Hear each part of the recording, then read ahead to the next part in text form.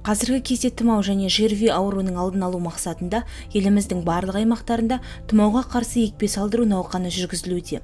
Осы ретте бүгін аудандық орталық ауруханада тұмауға қарсы егілейік атты акцияның ашылуы өтті.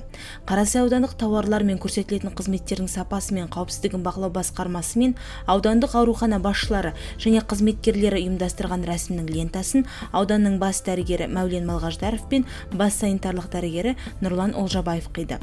Сондай-ақ тұрғындарға вакцинаның қауіпсіз екенін көрсету мақсатында ең алғаш болып екпені өздері қабылдады. Алдымен екпе салмастан бұрын адамның дене қызуы және қан қысымы өлшенеді. Қыркүйек айының 15-і, яғни бүгіннен басталатын бұл науқан қараша айының 15-іне дейін жалғасатын болады. Биыл аудандық ауруханаға 22.293 дозалы тұмауға қарсы вакцина келіп түскен. Екпе алдыңғы кезекте тәуекел санаттағы топтарға жататын тұрғындар үшін тегін салынатын болады.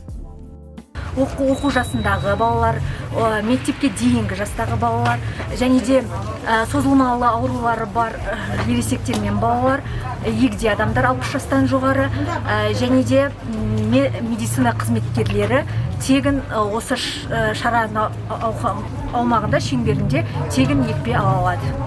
Сюжетті дайындағандар бұрым орынбасар Бағдәулет Талипов.